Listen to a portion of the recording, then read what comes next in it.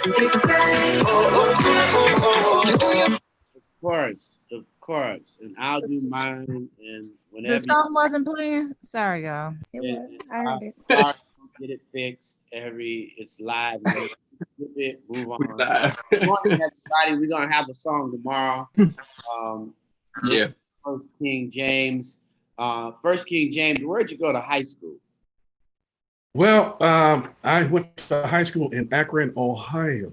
Did you go to the prom, Terry? Yes. Can you believe all these kids didn't go to the prom?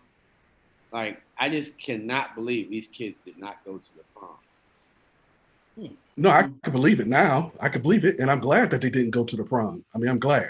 I'm very pleased because they don't know how to really hide their, submerge their inhibitions and their youthful exuberance and practice social distancing, keep their mask on. So yes, as sad as it is, I'm very happy that they did not go to the prom. But what I am happier about is that it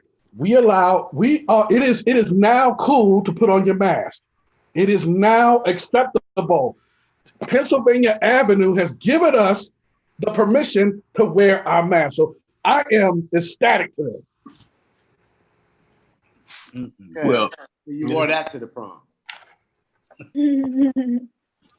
Yeah, they could have. Okay. Cass, did you go to the prom? I did. How many times? 2 times. 2 times. Junior and senior year? Yep. All right. Good. You had to Romeo threw up some fingers. Romeo, you went to the prom 4 times? No, we ain't got the Romeo yet. I went. How many times? I went 3 times, Cass. Freshman year, because I was just that dude. I'm just sorry. Freshman year, I got asked, and junior and senior year. But, I got asked too. I just didn't go. But since you wanted to throw that in there. You said you weren't. You said you weren't clout chasing, were you, Cass? Nah, he just wanted to throw that in there, like he the only person that got asked 3 times. So. Hey, Cass, do we need to put his mask back on? Right. But no, definitely sad that kids didn't get to go to prom. It's just a crazy time in our society. Yeah. Right but now. Actually, I'm glad. I'm sad. You celebrated. You're a fashionista. They celebrated all kind of other ways that they could actually. Yeah, they had a virtual prom. I'm sure. They gotta. Yeah. It's gotta be whack. Sort of that's creative. Horrible. Yeah, that's horrible. Situation. That's horrible. Unless they did it like BET, that's horrible. Yeah, yeah. The whole thing about prom is like, hanging out with your friends and then being able to stay out late, going to the Waffle House. Yeah. Oh yeah. The whole experience. Hanging out at the Waffle House. Yeah. That's the after prom spot. Late night. You know what? Munson Steve AR. You know what would have been great for prom? What would have been great is the morning show song, so I could get into the right mood. That would have been great. But I'm just gonna let it go. But you wanted to dance to it from. I wanted to. That's what I wanted to do, man. I just be waiting at one point. Well, that's the power of the mind. I don't know. Do it in your mind. But I heard the song. Yeah, I did too. I heard it too. Yeah. And I actually heard it, not just in my mind. So I don't know what's up with y'all's situation. So can you sing me the part? I can't sing, so no. I'm sure. Oh man. Yeah, for you. Okay. Good morning. I say good morning to all of those individuals. That's what it is. What are you gonna do about Nick Cannon? I'm with Nick Cannon. Yeah, I'm with Nick Cannon, man. We can't cancel a brother who's employed so many black people. I don't think we cancel. I like Nick Cannon. I don't think we cancel it. That ain't about us canceling. It ain't even about black people canceling. I don't even think black people are controlling that cancel button. We love Nick. Right. Well, people definitely tried to cancel him socially. Like people have definitely tried to come at him on social media. And he said that he was like, "Dang, white people canceling me, my own people canceling me." Like, And that's the reason. Yeah, that's the reason why when you take a The stance AM on, show is not canceling Nick. so what? Yeah. Merchant? I said Rolling Out AM is not canceling Nick. Nah. Yeah, Nick was saying that black people were upset that he apologized. He apologized. Got the facts, but it's the thing is this, man. It's like everybody's gonna have an opinion. Somebody like Nick is definitely important to the culture. He's important to black employment. A lot of black people get checks, from stuff that Nick creates. So we definitely we got Nick Cannon's back, man. He said some things, and then we just have to move on.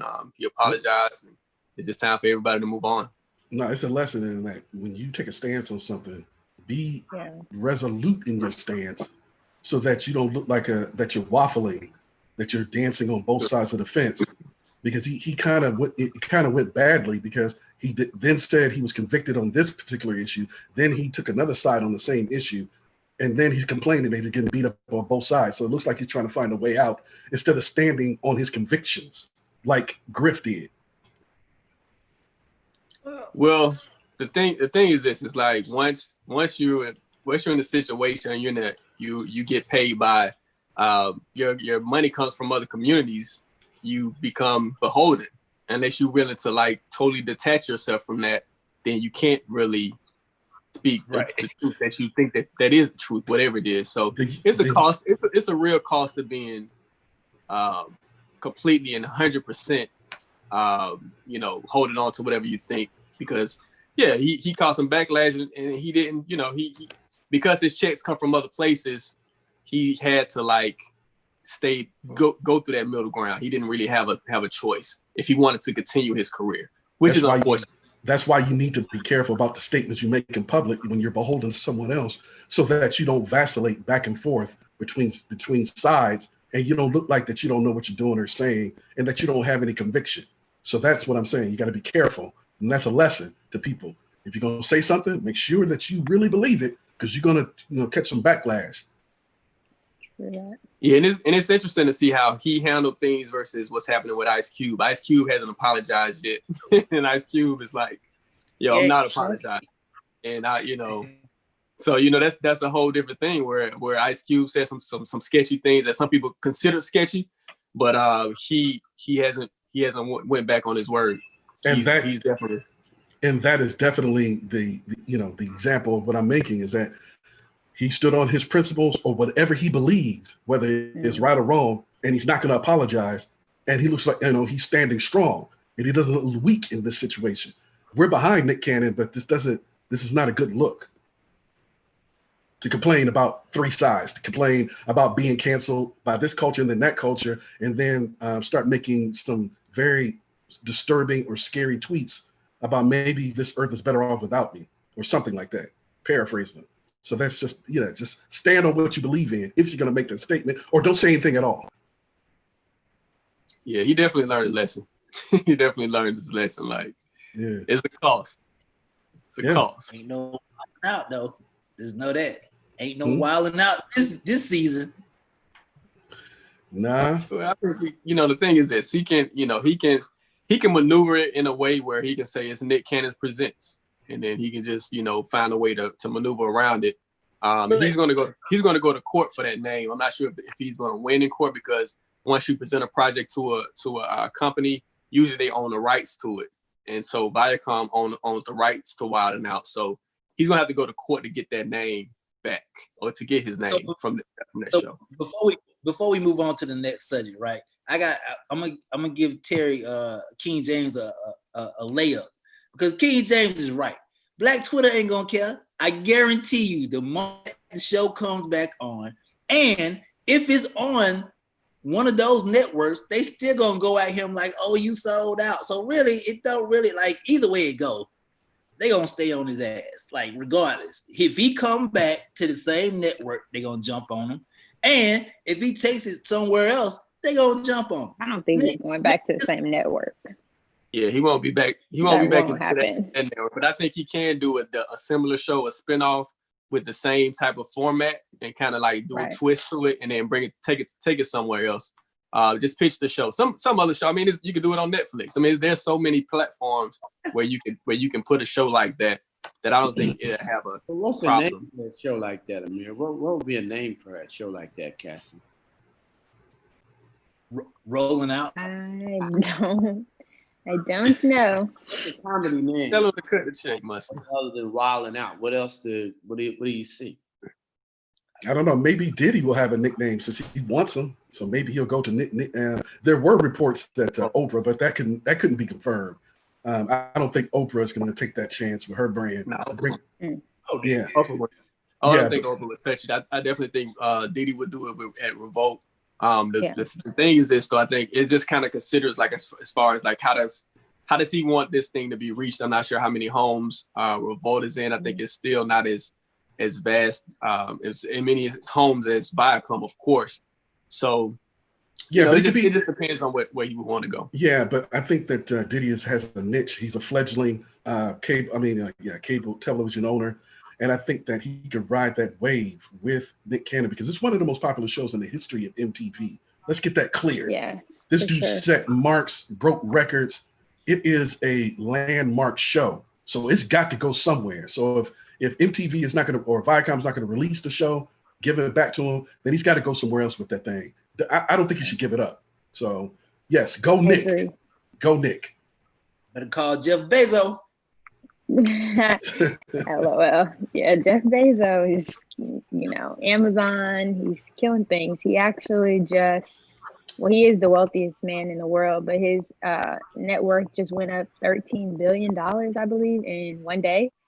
So that's crazy. I think his total net worth is like 189 billion, at this point. So, and it's because of stock. His stock, I think went up in price or whatnot. So definitely, if you have the money to invest in Amazon stock, I believe it's worth like $3,000 at this point, like something like that for one share. Who does stock on here? Who does? I've been looking into it, I did no low mutual funds when I was in the military, but I made some money and then I lost some money and I got out. But that's not exactly stocks, but that is investing on a lower level. Yeah, I have a 401k and I suggest that everyone at least invest in some type of 401k or retirement plan.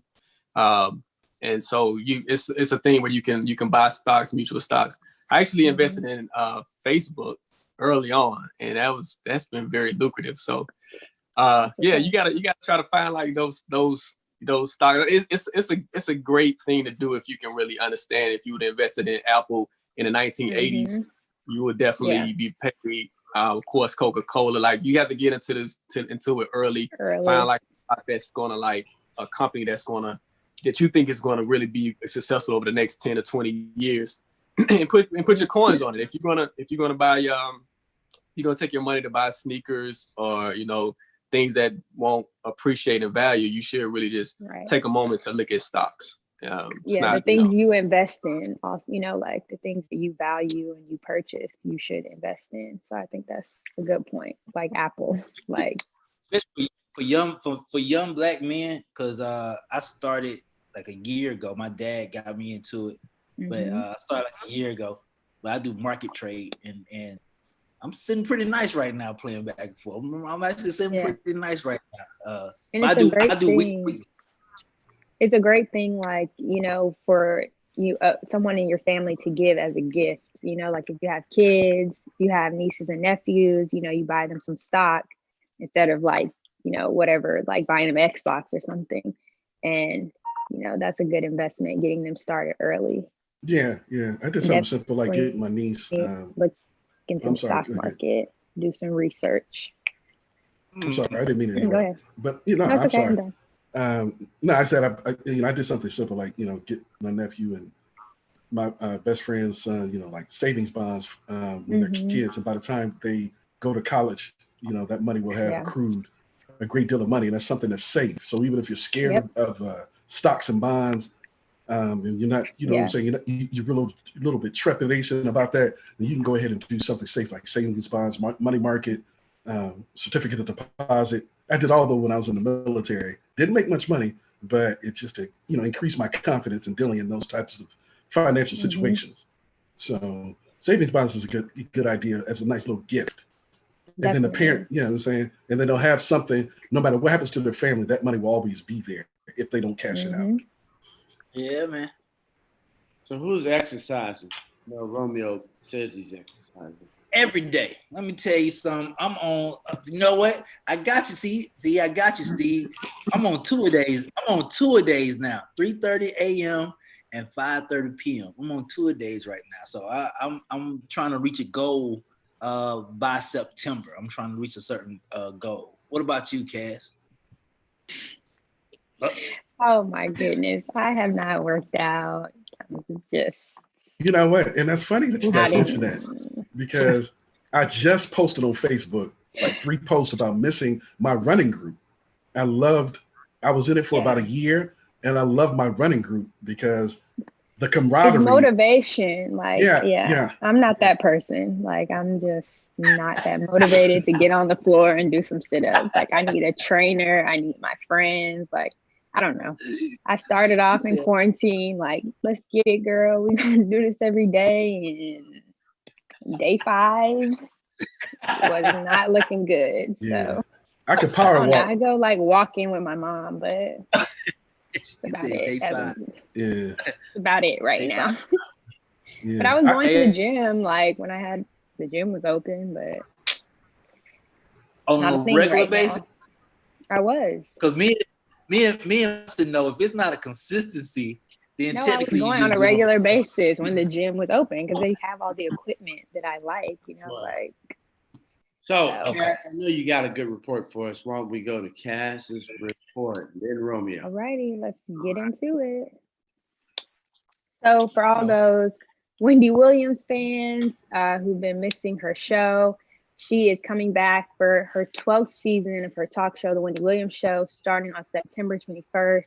She took a leave because she was dealing with Graves' disease, as well as obviously this pandemic and everything that was going on. But she said via her Instagram, I'm so excited to bring you silly, funny glamour and hopefully brighten your day during these crazy times. So for all those people that love the Wendy Williams Show, stay tuned. She'll be back soon. Up next, we have some exciting news for Serena Williams and her daughter, Alexis Olympia. They made a huge investment recently, and they are now co-owners with some other people in an LA-based women's soccer team called Angel City. So they joined with like Natalie Portman and some other, powerful women to bond together and fund this new LA team. And this means that her young daughter, Alexis Olympia, is one of the youngest investors in history. I believe she's like 2 years old. So this is a big deal, for women in sports. Angel City will be, women's professional soccer team, and it'll be the first in 10 years. So this is a big deal, a big move for Serena Williams, and obviously for her daughter, like we're saying, investing, getting your kids exposed early. So this is really cool. It's interesting to see the connections and who deals with one another. I mean, I never would have put Natalie Portman, an Academy Award-winning actress, with Serena Williams. I didn't even know they ran in the same circles. Yeah, it was a lot of other like actresses and women like that. But I know Serena Williams' husband, who's actually over Reddit, he had a hand in this. So probably through some of his connections as well. Yeah, that makes sense. But up next, we have Swiss Beats and Timbaland. Some big news for them. They obviously created Versus, this awesome virtual battle during quarantine. And now they're partnering with Music and Beats One. So this partnership, a lot of people were confused on what it will do, but basically it's still 100% Black owned. Swiss Beats went and clarified this. It's still free, so nobody has to worry about that. It just means that basically you'll be able to stream these Versus battles on Apple Music as well as the Versus platform. You'll be able to go back and watch them.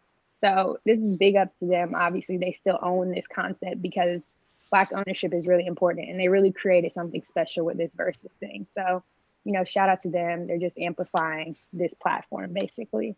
Yeah. Congratulations to them because of the fact that they've learned from our mistakes in the past and how we have given away our culture, our music, our fashion, our language, and they're trying to keep some of that. So shout outs to them for, maintaining 100% ownership, despite I know because they talked about the many millions of dollars that were offered to them. Yes. And so shout out to Swiss Beats and Timberland for maintaining the integrity of this beautiful creation that was theirs and innate to us. So thank you for keeping ownership of that, because I don't want that tampered with. I don't want them messing with it. I don't want some some hick someday having, some Nashville versus battle. No. What I'm saying? This is a big deal on their end. Like, the money is not always it. Like, you have an idea, that's your intellectual property, you brought it to life, like, and they've seen what this versus battle can do, like how it's broken the internet, how much people really like it during these times. So big ups to them. We definitely need Black ownership. Up next, we're going to get into these birthdays. It is Breezy's birthday. She's turning 32. Danny Glover, actor, turning 73 years old today. And singer Keith Sweat is turning 58 years old. So shout out to them and everyone else who is celebrating today. Yeah, and Danny Glover is actually a lesson in how this Never Too Late to Dream, his first big movie was Lethal Weapon, and he was 43 years old. So it's never too late to bust out, break out, and make your dreams come true. Shout out to Danny Glover. And shout out to I'm sorry, man. Romeo. Shout out to the Rolling Out AM Wake Up Call audience. Thank you for supporting us and following us, and please share on your Facebook our show as we continue to bring you some devastating entertainment and news as we move on to Romeo International. Iris Baker, Khalid Zunt, Tyrone Brooks, Janice Simmons, good morning. Romeo International, your social report. We about to go right into it. Wherever you take me, I'm going to go, because I don't know where y'all going to go, because we just don't know where y'all going to go, because take us wherever y'all want to go, because I'm trying to go. First of all, I'm voting for Como, wherever he want to do, I'm riding with him. New York, New York Governor Andrew Cuomo announced that the state has revoked liquor licenses up to 27 New York restaurants and bars charged with social distance violation. This man is not playing with y'all. Yeah, I thought you knew. I like him. I thought you knew. He's doing it the right way. Like, this, right? Making them feel it. He's like, y'all ain't doing it right. Oh, y'all want to open up? Oh, okay, cool. Y'all want to play with me? Give me y'all liquor license. Now, who is going to your restaurant? Not nobody ever, whenever. Next up on the docket, because we about to rock it. Oh shoot! Now this right here, I had to pull this up. AR, I know you're gonna love this. AR, this is so beautiful. John Lewis, rest in power, is on the cover of New York Times commemorative cover. And when I say I'm about to get this blown up, man, this is about to be my screensaver or something. Like, I think this is excellent, freaking excellent. Way past due, of course, but excellent. And very much appreciated. Yeah, that's Time Magazine. Definitely, it was a cover. I think that shot was taken when he was 23. That's when he initially started going into protest. He has a story. He has a storied history, man. We have to honor John Lewis, and people are saying that he deserves a statue. So hopefully he gets a statue in Atlanta. I don't see how he can't. I don't see how he can't. His story is so unique and such larger than life that I don't see how he cannot get something from the city of Atlanta or the state of Georgia. It should come from the state of Georgia, actually, but we're dealing with your governor, so we don't know. Mm-hmm. Yeah, your governor, Cass. Next up on the breakfast, we're about to get back into it now. First of all, silence is key. Like, if you could have just shut up, you could just kept quiet, dropped the new song, people would have forgot. Doja Cat jumps back on social media.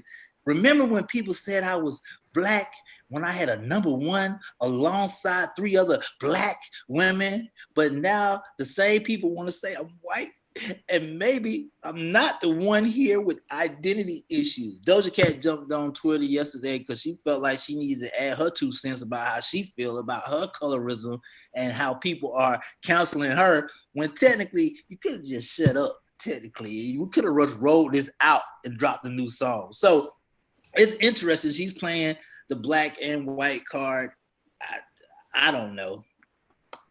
Amir looked like, hey, I want to say something. He wants to say something so bad. Well, no, man, Go ahead. I saw that, man. It's just like, you know, social media is so unforgiving. Like, as soon as people were like, then we cancel you. Like, why are you talking? Like, it's just Literally, why like, are you talking? Like people not feeling her, man. And I think the thing is, like, once you mess up, I think you got to get in front of it and then, you know, kind of kill the fire. But it was like, it took her a while to say something. And then when she said something, it was like the wrong response. And it was just like, you know, people not really feeling it. And it depends on how you messed up also. You know, That's like what I was how about to forgiving say. people are. It depends on what you did. You know, like some people just make mistakes, and sometimes it's like, all right, your name keeps popping up with some craziness, like enough is enough. Yeah, Right. when you make the impression to Black people that you are ashamed to be Black, that is almost, if not an absolute unforgivable sin. So when you come back and you say something like that woman on the Cosby Show who said, I'm not Black, I'm an American, that woman, Raven Simone, that, you know, you get to a point where your career and your image is irretrievable in that particular demographic. So that's how I feel about that situation. Nobody canceled her, she did.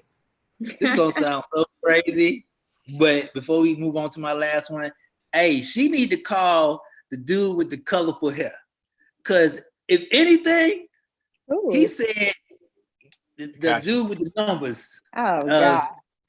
Here's why. Here's why. Thoughts of him. Here's why. That man said when he got out, tell me if I'm wrong, he said, when I got out, I'm going #1.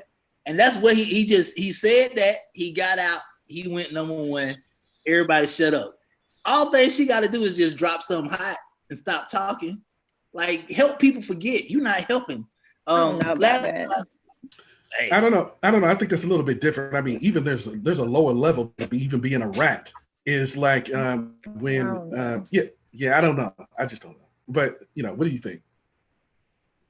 I don't know. I was really just like, when I heard everything that happened, I was just like, I was jamming to the little song "Say So." I was feeling it, and then I heard this, and I haven't played her since. So yeah, it's not hurting my playlist. It's not hurting my life. I'm just fine without her. Yeah, and you not remember Beyonce. Exactly, and you remember way back when Zoe Saldana busted out with Drumline opposite Nick Cannon, and then went on to say that she was not really Black, she was Hispanic. So when she tried to come back and clean that up years later, when she wanted to play Nina Simone, the Black community did not forget what she had said. See, so there's certain things you can't do and come back from. So when you let Black people know that you don't really want to be Black or identified as Black, like Zoe Saldana, sometimes you can't come back. When's the last time you heard of Zoe? Okay, because I'm a Marvel fan. Gamora, Guardians of the Galaxy, and LOL, like 12 years ago. That's not a comeback. First of all, that's 5 years ago. Leave Avengers alone, because that is a comeback. Regardless, that's a comeback. I'm just saying. Do I got one more? Was that before my team Black Twitter me? So the question popped up, and y'all, here's what it is. The owner, the main owner of Lollapalooza and of Coachella says the whole thing is a shit show right now. And my humble opinion is going to be 2022 before I open my festival back up. This is the man who holds the biggest concerts in the world. He's saying that he might hold out until 2022 before bringing it back to light. Now, I don't blame him. Like, I mean, it's a crazy time. Nobody really knows what's going on. And you're talking about hundreds of thousands of people. There's no way to social distance at a music festival. It's impossible. Like, you ever been, nobody wants to social distance, one, but you know, it's no way to really enforce that. But there's 2 years. We're talking about 2 years away. Yeah. I mean, we don't really know what's going to happen for the rest of the year. So there goes Yeah, I think 2020. Yeah, he's definitely hitting on the fact that the U.S. government has really fumbled this entire situation, and we're still struggling while other countries are pretty much gotten this thing under control. And so, because of their lack of leadership, we're definitely the last in line, and we're definitely suffering. And we're gonna have to suffer from an entertainment standpoint, from a social standpoint. We're definitely still on lockdown because of bad leadership. So, yeah. Everybody can't get a. You wasn't here. Everybody can't get a wristband. But even still, like, they're not even allowed in the same, you know, like, they're not staying in the same room. They each have their own individual rooms. Like, they're around each other. I don't know how often, but it's not hundreds of thousands of people gathered, you know, jumping up and down, no mask, you know, like, right. I don't know. That would be a mess. Yeah. Well, that's me. Terry, what we got? Well, we got a few things up on the line. Again, it's unfortunate right now for those who are addicted to football, and you can count me as one of those people who love the game of football. 75 NFL players, according to the NFLPA, to the website, they said that 75 players have tested positive for COVID, and there may be hundreds more. Now, of those that's within the last 4 months, and of those 75, most of them were diagnosed early, so they should be free of it now, just like Ezekiel Elliott and Von Miller, two marquee players of the NFL that tested positive a couple of months back. They should be free of it. So this is relatively speaking, but when you test 2,000 players, there's bound to be a lot that are going to be tested. And so, you know, it's getting near a preseason time. Preseason starts at the beginning of August. The regular season starts at around Labor Day, the top of September. So it's getting crunch time. And when you have marquee players like Russell Wilson and J.J. Watt and Drew Brees, who are saying, you know, who are very expressing concern about starting it, I just don't see how it's going to start on time. I don't know what the NFL is going to do because it doesn't look good when 75. That's a lot of people test positive. Yeah, it seems like they don't really have a plan, which is kind of crazy because you like the NBA pretty much gave everybody the blueprint. They gave everybody the blueprint, and it seems like the NFL wants to really, they want to kind of do their own thing. And the crazy thing about it is like you have certain teams that's not going to have fans, like the New York Jets and the New York Giants, so they won't have any fans. Baltimore said they're going to have a few fans. They're going to have like 14,000 every game. And there's still different teams are saying that they're going to allow fans. So it's not really a consistent message about how they're going to do this thing. And yesterday they said they actually not going to have a preseason. This is, you know, so a lot of things are, like the NFL is, they're fun. Like they had the most time out of any league to adjust. Figure it out. They haven't really figured this thing out yet. So we don't know what's going to happen in the NFL. And to go to your point, when was the last time the NFL was a leader on anything? They didn't handle domestic violence right. They didn't handle sexual assault cases right. They're not handling that sexual assault case with the Washington Redskins right. They're not pausing or indefinitely suspending or forcing Dan Snyder to take a timeout while we investigate. Isn't that how they usually do celebrities and athletes? When you are being investigated, you got to take a pause. You got to sit down. They do police officers like that. What is going on with Dan Snyder? There's no word. They're not leaders. Adam Silver and the NBA have exemplified leadership. So I'm not surprised that the world's, or I should say the country's most profitable league by far, what is it, 16 billion? And you can't get your game together? That's just sad. Billion. That's 16 pathetic. billion last year, and it's a nonprofit. But yeah. And how did they do that? I mean, how did they do that? You're trying to take nonprofit away from small churches, but you're gonna let the NFL be a nonprofit. Man, that's incredible. Like, it doesn't even make sense. No, it sounds gangster to me. You know what I'm saying? The NFL is run by the Corleones. But anyway, on to my next topic. ESPN Sage Steele, basically busted out her coworkers. ESPN had a special last month on race issues, saying that we're not going to be defeated was the name of it. And they did not include Sage Steele. And she went and told on them. They're saying that she was barred by her own black brothers. Now, Sage Steele has come out very proudly stated that she's the product of a biracial relationship and she married a white man. And she has come out and definitively and resolutely stated that Colin Kaepernick, that we're talking about Colin Kaepernick too much, that Colin Kaepernick should not be back in the league. It was right for the NFL to basically ban him.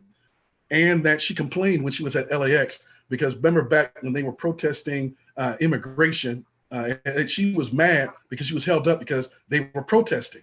So she has taken some stances against, some real strong stances. And now she's mad because she's not included on a race panel, and you're gonna bust out your coworkers. So it looks like she's playing both the race card and the biracial card. You know what I'm saying? It's just, I don't think. Oh, and she also came out against Jamel Hill when Jamel Hill was speaking out at ESPN, calling Donald Trump a white supremacist, and just basically speaking some truth into the matter for our community. And she spoke out against Jamel Hill. So the community is not with her on this particular issue.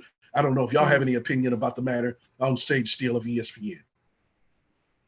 Thank you very much for that. Thank you for your opinion. And we will move on to. Go ahead, Amir. I think we're not gonna be getting Sage. One at a time, kids. One at a time. Thank you, Cass. Yes.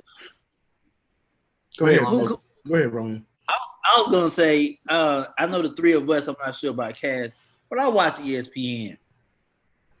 It's just a personal opinion. She ain't really that good. I mean, I'm just saying, like, it's not like. I mean, okay, you got excluded. I mean, okay. And she, yes, she does. She needs a hug. And she got plastered on Twitter because they're right now, because she was trending last night. They have the video where they replayed it, and I should have made a mistake. But she was asking a white male a question, a famous white man in WWF. I don't know his name, but I recognize UFC. It was a UFC. UFC. Fighter. Okay, UFC fighter. And she was asking a serious question. He cut her off and said, "Can I touch your hair?" And for black women, you want to fight, you want to see black women fight, touch their hair without their permission. Well, when he asked her, cut off her question, asked her, she leaned over and happily, while smiling, allowed him to touch her hair. It's all over Twitter right now. So what is the obsession though? Like, I'm sorry, that's just a weird thing for me. Like, what is the obsession with like, let me touch your hair? Like, what is it? Yeah, because the texture of her texture. Yeah. Go ahead. They like they for some reason, some white people are intrigued by the texture of black hair, and that's definitely why Solange came out with that song a couple of years ago. Please, don't touch my hair. Don't. Exactly. Don't invade my space. That's basically. Don't invade my space. That's one of those unpardonable sins that goes with spitting in somebody's face and other kind of unpardonable but it's just like, sins. if you don't touch anyone's body, like, why would you just reach out and touch someone's hair? It's like, this is all a part of like who I am and my being. Like, I definitely want to see that. But the thing is, she has the same texture of hair that you have, Cass. And so he touched it, and he was so happy, and she was so happy to be touched on air. And then he said, "Hey, y'all, it is real. It's real." Like, no, he didn't. Yes, he did. Stop it. Yeah, I'm gonna find that clip there. I'm gonna find that clip, and we're gonna play that clip. All right. I'm gonna go to my next report. Yeah, find that clip. Yeah, it's really demeaning. The ABC, the executive, who reportedly and allegedly said that actually, Robin Roberts. I mean, what's wrong? It's not like we're asking you to go pick cotton. She has been terminated from ABC. And a lot of people are applauding it. It was very disrespectful for someone of not only her stature but her lineage. You know what I'm saying? Like, she is one of those cultural icons, irreplaceable, unassailable cultural icons, like venerated reporters that you don't mess with. Every culture has those people that you don't mess with. Robin Roberts is one of those people. Not only is she very good at what she does, and she's in elite status, but she is the daughter of a Tuskegee airman who, come here, Drew Brees. They fought in World War II just like your granddaddy did. So I just wanted to tell Drew Brees that right quick. And like literally, like you said, obviously I love Robin Roberts. She's been a huge inspiration for me and so many, but she's so great at what she does.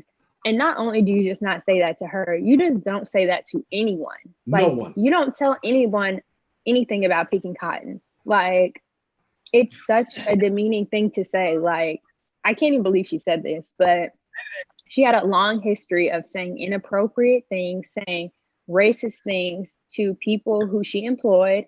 So, you know, you can only get away with something for so long, and time is up for that. Like, no, yeah, it's not okay. Exactly. And I'm going to end my report. Good morning, AM. I'm sorry. Thank you for everyone visiting Rolling Out AM Wake Up Call. And this is the difference between the way Robin Roberts is viewed and the way Sage Steele is viewed. And if we can go ahead, because he's provided, I don't know if they can get it up right quick about Sage Steele, but yeah. No. I think we'll go ahead and give us some time to get that up, but we'll go ahead and go on to AR Sharp's report. Unless we're going on to our first guest. Oh man, we wild. Good morning, everybody. Shout out to everybody on Twitter, Facebook, YouTube, rollingout.com. Man. Oh, okay. I got one more. I'm sorry. I got one more slide. So I apologize. That is my fault. My fault. Let's go ahead and get that one more slide because I thought we were going to cover it before, but we actually didn't get to it. Kanye, look. It is no more about reporting on him because I'm now just feeling some kind of way about even talking about him anymore because it gets to the point where it's just piling on and it's not even entertaining or fun. This guy is going through some things right now, and he said on Twitter, and we have the actual. He said it, but he deleted it. But page 6 it actually said that he said to his wife, "I want to get divorced from her. I've been trying to get divorced from her, and her mother's a white supremacist." Because they tried to put him in an institution without his permission. So he's making these really wild things. I know that comedian Dave Chappelle flew out there immediately to be by his side, but but you know what he needs to do? He needs to snatch away his phone, keep that boy off of Twitter because he is making some really, really weird statements, and it's scary to see an implosion in front of you. It's not pleasant. Yeah, it's very sad. Go ahead. I was just gonna say, like, I respect Dave Chappelle for that because when something like this is going on, you need like that person, you need a friend, you need, you know, like a family member. And obviously, like, Kim is trying to go about it one way and he's not fond of it because he's going through this experience. Like, it's like with anything, you know, if you're going through something and it's a hard time for you, you can't really see the light, but someone's trying to get you on a straight path. And you know, you want to call them all kind of names or cuss them out and say all this stuff. I mean, at least that's what I feel like he's doing right now, like lashing out at her because she's trying to, I guess, get him the help he needs. But you need other people who are going to reach out to you and, you know, like actually get to you and say, like, I'm here, I support you. So that's real. Like, I don't really know any friends of Kanye's, like, you know, like any close friends of him that actually like he hangs out with, you know? Yeah. So I think that's real. Like, he got on a plane and is like, I gotta go see what's up. So that's what like real friendship is. And I didn't even realize they were friends like that. But yeah, I didn't even he's willing to get on a plane and go check on him. Like, that's what's up. Yeah. Anybody else have anything to add right quick? Yeah, and I think with Dave Chappelle, I think he can probably you know, maybe understand Kanye a little bit because you know Dave Chappelle had an episode after, I think it was in 2003, 2004, after his show where he left and he went to Africa. Everybody saying he was crazy. But Dave Chappelle had a very had a poignant statement after that. After he went away, he said maybe he gave about, you know, this thing about all the celebrities who went what people say crazy. He said maybe the celebrity isn't crazy, maybe the environment is crazy, and that was kind of like, you know, they kind of like, you know, made a lot of people think like maybe this environment of Hollywood is just a crazy environment that turns people mad. So I'm glad that Chappelle definitely went out there to see him, but of course. We have to Kanye. There seems like there is something that Kanye, he's crying out for some type of help, and hopefully he gets it. And yeah, that's all we can do is like just hope that he really sits down and get the help that he needs. Absolutely. And I thank you guys for your comments right now on Rolling Out AM Wake Up Call. And thank you for all our supporters. We have our next guest, so I will yield the floor to Cass in the City, Romeo International, and A.R. Shaw, and I'll check y'all back with y'all in a few minutes. All right, let's get it. Appreciate it. So our next guest. Yeah. Well, I'm gonna stay with y'all until she come on. You know what I'm saying? I don't want to leave y'all out like that. You know, I'm gonna help y'all out. You know what I'm saying? You know. We appreciate it. Okay. I'm here. Good morning. Hey, good Good morning. morning. How are We y'all have this morning? Nari French on with us this morning. Thank you for joining us. Yes, Nairi. Nairi French, excuse me. You're fine. Now, hold up, So Nari. Uh-huh. You gotta start over. I need that energy. Look, it's already morning time. The smile is already bright. You look cute. Let's go. If energy is what you want, you got it. All right, that's all I need. There we You go. got Let's it. go. You got it. well, just introduce yourself to everybody this morning. Well, my name is Nairi French. I am 26 years old. Graduated from the best HBCU in the land, Tuskegee University. Yeah, it's the best. We ain't gonna get into that. We're not gonna get into that this morning. We'll fight later. We'll fight later. It's all I love. currently run In French Boutique. It's an online boutique. We just launched my little sister's company. She's 17. It's called Irma Lily. So it's an accessory boutique. And on Sunday, I just released a small business guide for entrepreneurs who just want to start out. So in a short realm, that's who I am so far. That's what's Okay. up.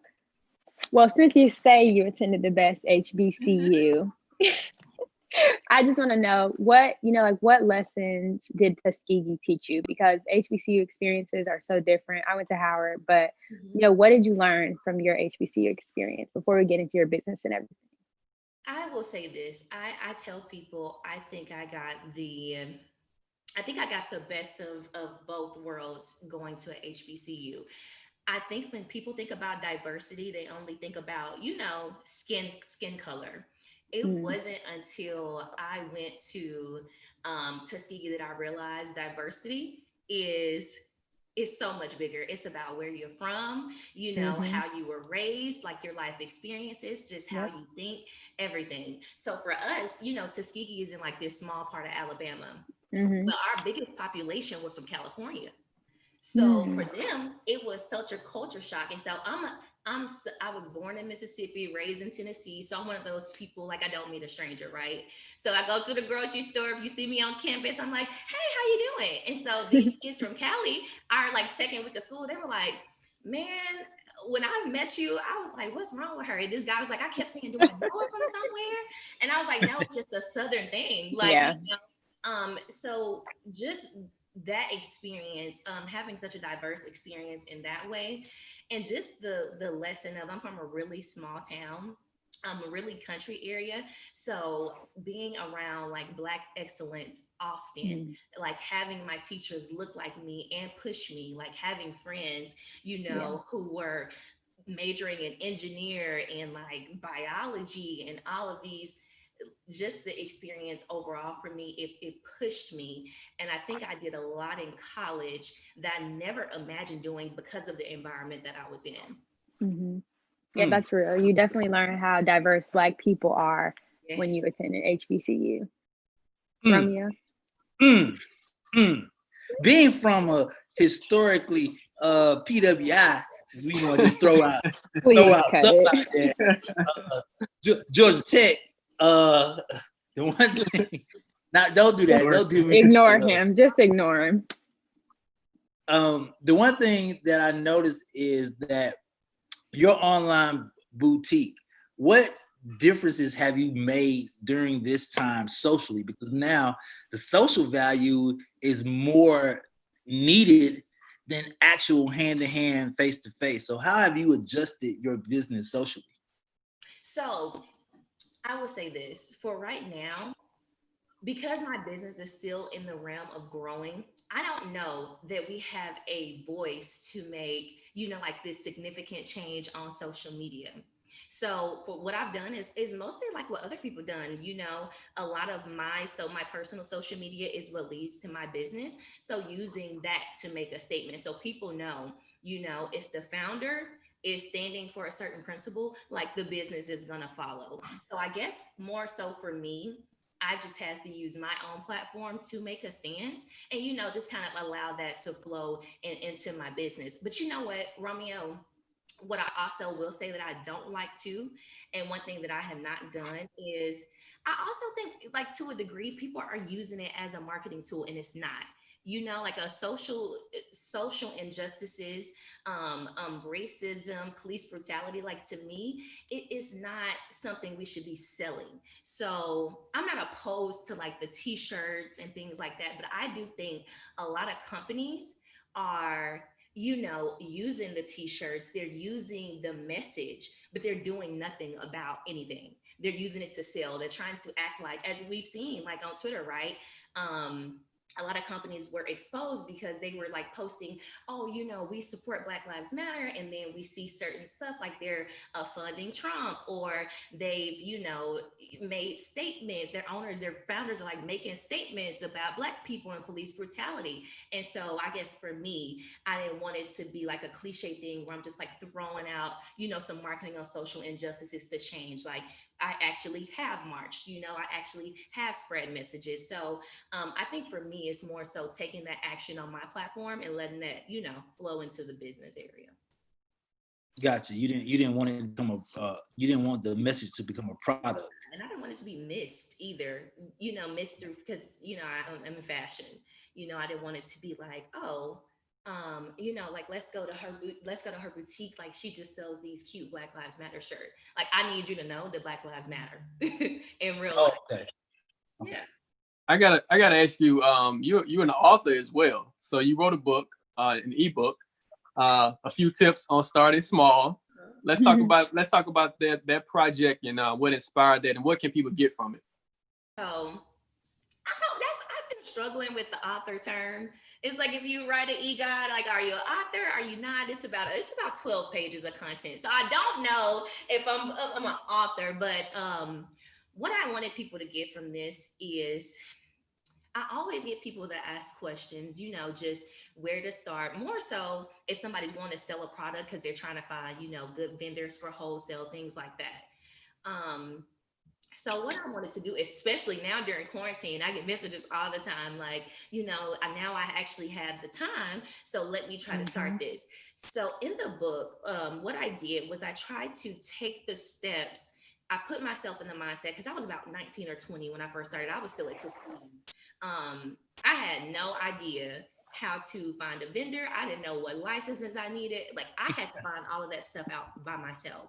So I gave advice in the book, like based on the particular events that it'll take leading up. So if you're already an entrepreneur, like, this may not be the book for you. You've hit these steps. So these are all the beginning steps. So I start off with like your business tips and legal needs. We talk about the importance of email marketing and learning how to look at your analytics, like how to take it a step further. If you're going to be using Instagram and Facebook as a platform, do you know how to look at the numbers to make sure that your posting is actually working?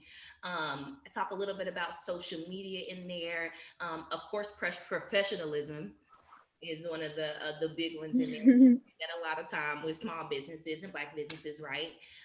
So I just kind of take you through those beginning process and give you tips and advice on what it is to start small, or if you just kind of need the push, because some of that stuff you may know and you want to make sure, like, am I on the right track? It's a good guide for you, I'd say. Nice. That's what's up. I think that's definitely needed, those like key tips. Like, and sometimes people don't want to read a whole like 200-page book. I need some quick information. I said no more than 15 pages was my goal. It is about 22 in the ebook, but that's just because of design and stuff that took place. But I didn't want people to miss like the small messages, because those little small things in there are really helpful. Like, for example, it was a part that I took out of the book that I ended up putting back in because I saw a tweet. So USPS, of course, I'm sure maybe you all probably know, but USPS provides like free shipping supplies. If you create an account online, they'll email, your customer for you. Like, they do all of that. Well, I thought that was just common knowledge. I literally thought everyone knew that, because if you kind of just browse the website, you can see it. Well, literally, I'm telling y'all, I think about a month ago on Twitter, this girl tweeted that. She was like, if you're a small business, USPS provides free supplies. And the tweet had like 10,000 you know, it had like 10,000 views and it had a lot of retweets. So I scrolled on it because I was just like, surely. So you have some people who are being buttholes that are like, duh, everybody knows this. But it was a lot of I did not know that. So that's, yeah, see, didn't know that. it was a But I lot. don't have a business, so. A lot of businesses under there were like, oh my God, thank you so much. And I was like, I put it right back in the book because I said, Yeah. you know what? Here's something I was going to take out because of where I was on my journey, thinking that people Mhm. do. And it's like, some people maybe like me, some people are 19 in college in a small town and they can't afford to get like shipping supplies, especially something that's going to be bigger. Some, you know, writing Mhm. labels, you know, just having something more professional, being able to print that at home on your printer in your dorm room or something. People just don't know those things. So it's Yeah. stuff like that's in the book that I think is very helpful and is very critical when you're starting, because financially you may not have this big lump sum of money to start off with. Absolutely. Well, we just want to thank you for coming on. Before you get out of here, please just share where people can, you know, connect with you, connect with your brand, get your ebook. My Instagram is my first and last name, Niree, Niree French, French. You can follow me on Niree French on all social media sites. My website is www.nfrench.co. You can get on there. You can purchase the ebook. You can purchase clothes. Every link to every business that I have, everything is on there. So thank you guys so much for the opportunity. I appreciate it. Thank you. Have a good day. You do the same. Watch you. And shout out to her. I love the growth part that she said about her business. Even though I'm Team Howard, you know what I'm saying? I'm just gonna throw that out there. I ain't gonna let nobody come over here just We appreciate it. tacking my sis on her. You know, we the greatest. Okay, we'll see. Well, I was looking forward to Cass, you know what I'm saying, introducing her to her hands, you know what I'm saying? You know. No, it's all love. I love all HBCUs. I support them wholeheartedly. It's just, you know, like fun, little competition, but obviously I love and support everyone who goes to HBCU. So, sure. But she was definitely dropping gems. Yeah. And shout out to D Turner, Tyrese Lake, Robert Cool Ransom, checking in right now on Facebook, man. We appreciate it. Make sure they share. If you're watching, share. That's right. That's right. Definitely. Thank y'all for tuning in. Thank y'all for watching. Thank you for sharing. We have a guest coming up next. What's up, Mr. Alex Burton, man? You know what I'm saying? Holla. How you doing? Hey, good morning, man. How y'all doing, man? Blessed, man. Yeah. Blessed. I see you blessed, man. You know what I'm saying? You got that fantabulous background there, man. Where you at, man? Where you at? I'm at home, man. I'm at home. I'm in Atlanta. Yeah, I'm in Atlanta, man. Wakanda, aka Wakanda. That's what's up, man. That's what's up right there. You know what I'm saying? Yeah. So but anyway, introduce yourself, you know, tell the folks what you about, man, and let's get this thing popping, man. Oh man. Alex _ Good Energy, Good Energy Worldwide CEO, trucking company, fleet owner, 8 years in business. Decided in 2015, once I got my business rolling and profitable, that I would start helping people get into the trucking industry. It's a very lucrative but not easy industry. So I seen the problem with information, and I, you know, went out of business that first year in 2012 due to the lack of information and education. So once I figured it out, I decided I wanted to help my people, man. So just a consultant, the biggest online university for helping people become fleet owners, just showing them ownership, showing them how to get into the trucking industry as an owner versus just a driver, right? We minorities in this industry, and I'm just really big on ownership. So we've been able to help hundreds and hundreds of people nationwide become fleet owners, dispatchers, and get a piece of the pie. This the transportation industry is at $797 billion a year industry, and it's essential. And the pandemic really opened my eyes and let me know I made a good decision on getting into this industry, because you know, when 80% of the businesses and industry shut down during the pandemic, we were still rolling. And you know, it's just a blessing. I sleep good at night knowing that I'm in a good industry that's not going anywhere, but also that I'm helping people achieve their dreams in this industry as well, man. So, life's been good, man. I just had my birthday last week. Happy birthday. Yeah, I was hoping you had another one. Okay.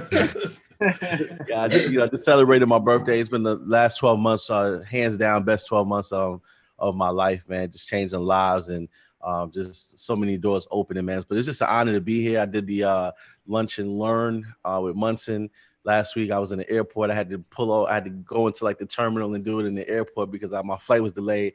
We had a wonderful conversation, man. I'm just humbled and honored to be here.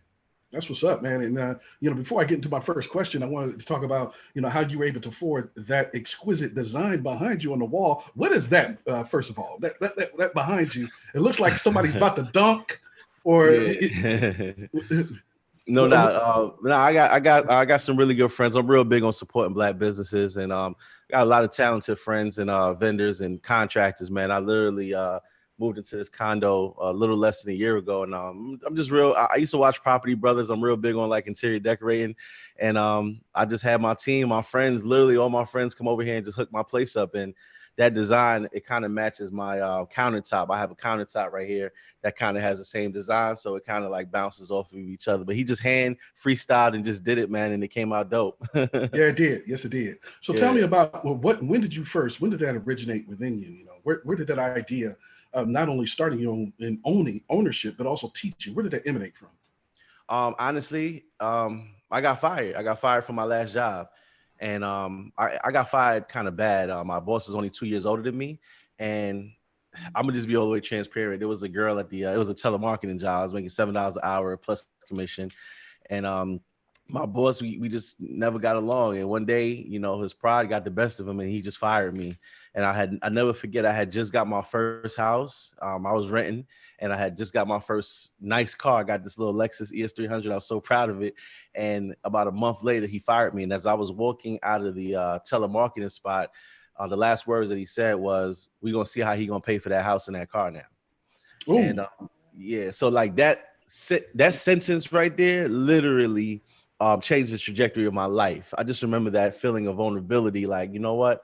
I'll never work for somebody ever again because I just didn't like the fact that somebody had control over my life like that and had, just with one firing, I didn't know how I was going to pay my bills. I just didn't like how that felt. So I literally got thrown off the porch. I tell my students, like, you got to jump off the porch. I got pushed and shoved off the porch by getting fired. So I just decided like, I don't know what I'm going to do yet, but I'm going to do something that's going to be for me. So from there, I started promoting. I started promoting parties first.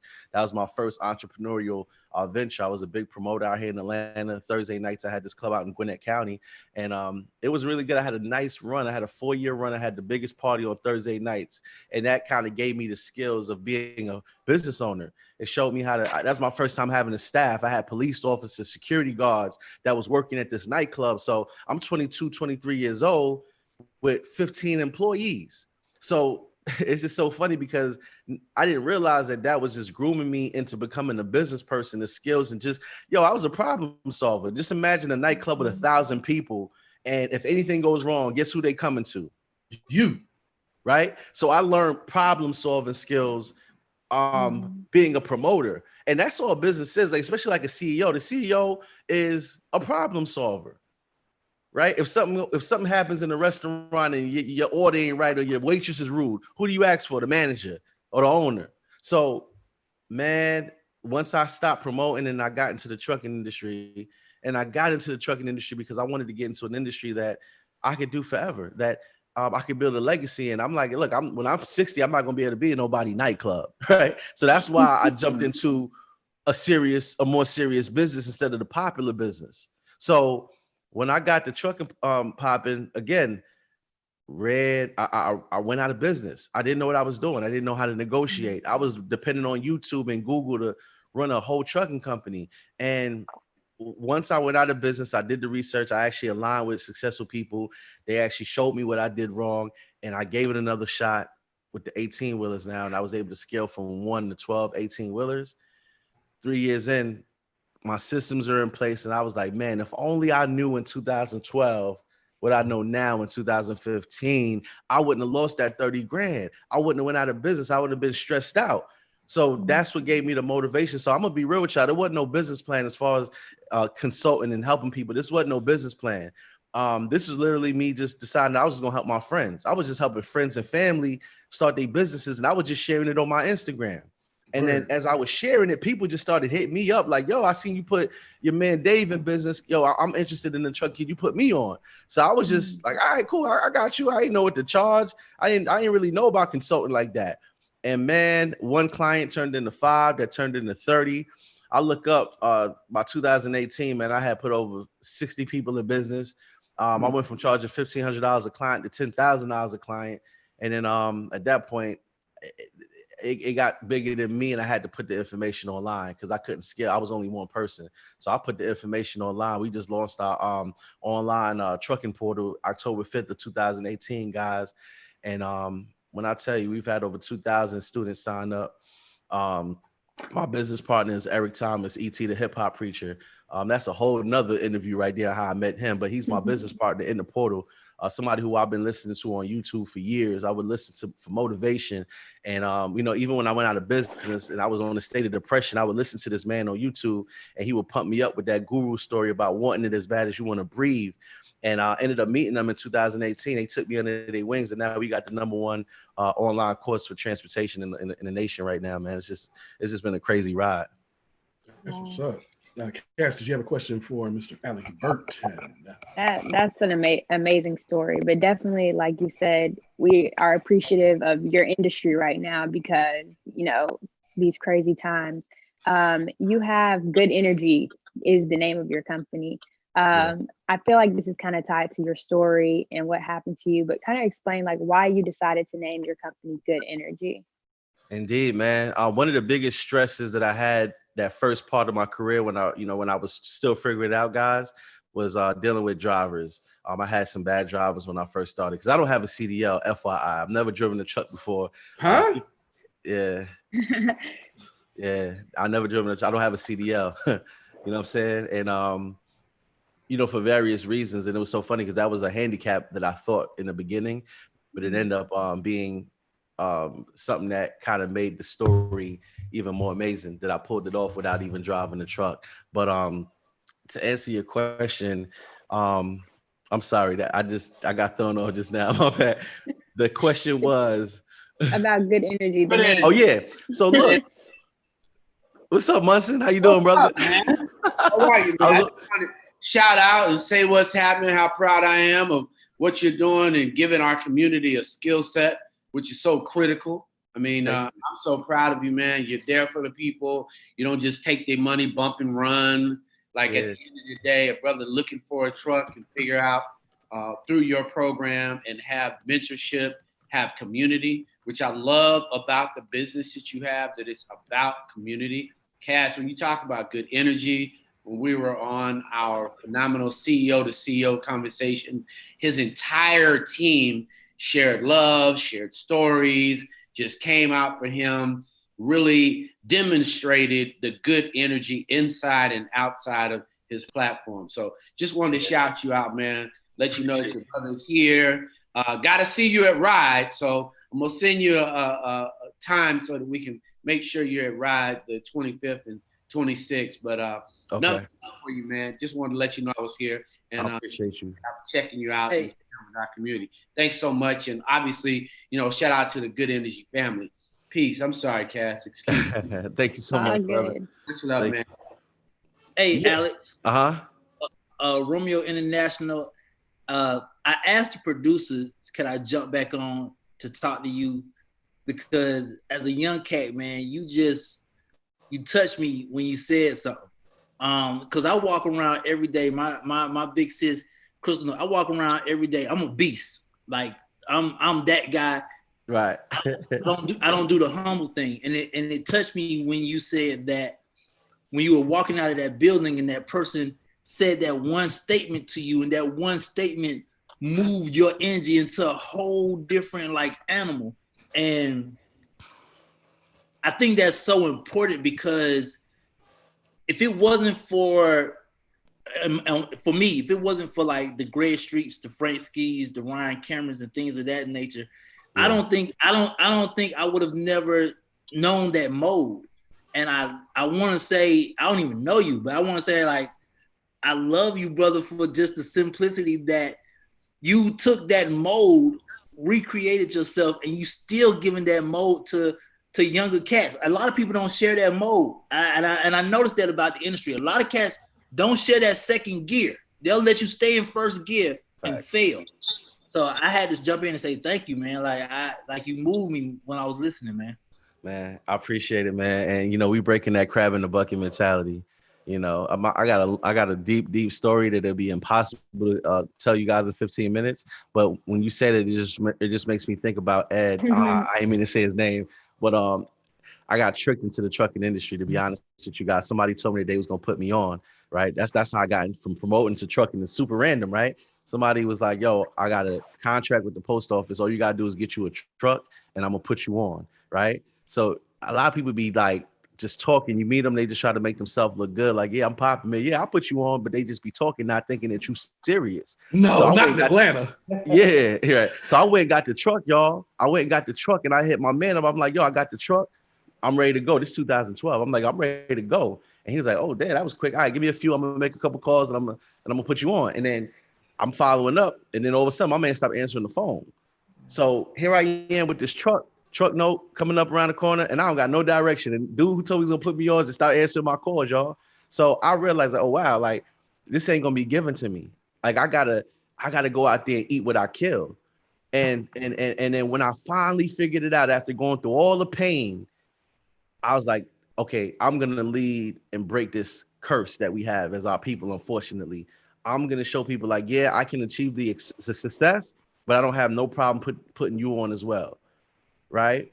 It'll never be enough trucks to service the amount of loads that this country moves. So I lose nothing from helping the next man get his business established. You feel what I'm saying? You can go I can put you on, you go get 100 trucks, and that still ain't gonna have no effect on my bottom dollar. You dig what I'm saying? So I'm gonna lead by example and show the people like it's okay to help the next person. We're gonna break that crab in the bucket mentality, man. That's what's up. Definitely, man. Let's talk about this as far as you know, so many individuals are losing their jobs in this moment. Yeah. This pandemic has pretty much shifted the entire landscape of America and the world. So for people who want to start, like, what's their first step to getting into this industry? I'm gonna be real with you, and I ain't even on no selling stuff, but it's education before compensation with this industry right here. And with a lot of industries, people try to skip over the education piece. This ain't the industry. You just figure it out as you go. This ain't that industry. It's not a cheap cookie cutter type of situation. This is not like going and getting a vending machine or starting a laundromat. Like this is a lot of moving parts with trucking. So I would definitely recommend, like, even if you don't get my course, make sure that you put yourself in position to get educated before you hop into this game right here. Very lucrative industry, only when the parts are moving in synergy. So that's the first thing I would say. The second thing is like, yo, you need to have a cushion. You need to make sure that you are financially able to invest. You only need to invest what you can afford to lose, first of all. And you need to have, and people are like, okay, how much money do I need? I tell people, like, whether it's trucking or any other industry, you need to have at least 6 months of revenue put up of whatever your overhead would be on a monthly basis. You need to have that put up as if you're not going to make $1 them first 6 months. Really, preferably a year. A year, yeah. Honestly, right? But you need to be in a position where if you start this business, if you make this investment, even if you don't make $1 for the first 6 months to a year, you're not going to be homeless. You dig what I'm saying? So that's enough. That's step number 2. And as far as trucking, the first big thing that you need to do is pick the right truck. You know, that's something that's in our training. I'm gonna show you, like, I got 11 trucks now, and I'm gonna show you, like, look, the truck I've owned every make and model. I'm gonna show you the ones that work for me, that's not the most expensive to fix, that get the job done. And people go after the best deal, the cheapest truck, or the one that looks the prettiest. No, you need to make sure that your truck, the engine is something that most mechanics can work on. You need to make sure that the parts that are on your engine are accessible nationwide if you have a breakdown. There's just so many tools and things that you need to do before you actually start making money. And I think people need to understand that the structure is the most important part. Everybody wants to go up fast, but if this is not structured correctly, it's gonna topple over. So that's what I'm focused on, is showing you how to structure it. Because once you get that structure right, once you pick the right truck, once you hire the right driver, once you got your business, your corporation set up correctly, once you learn how to negotiate properly, then you start scaling up and your foundation is solid and you ain't gonna topple over. So that's what I'm in the business of helping people to do. Hi, Alex. My name is Crystal. I jumped in here on the morning show while you were talking. But first of all, I just want to thank you for just being kind of echo what Romeo said, just really dropping real authenticity. I think that's what more young people need to hear. You are, keeping it 100% real. I want to ask you really, really quickly, what are some of the challenges that you had? Because obviously you talked about, getting a truck and then not having any place to go, but like the internal challenges, how did you keep from giving up when you were discouraged in this journey? Yeah, there was no plan B. It was either it had to work or it had to work. Yeah. You feel what I'm saying? Like when you take out plan B, when you take out even the option of failing, you feel what I'm saying? Like it ain't no. Look, man, I'm from New York. I was raised by a single mother. Never met my father a day in my life. I watched my mother work 3 jobs to get us out of Brooklyn.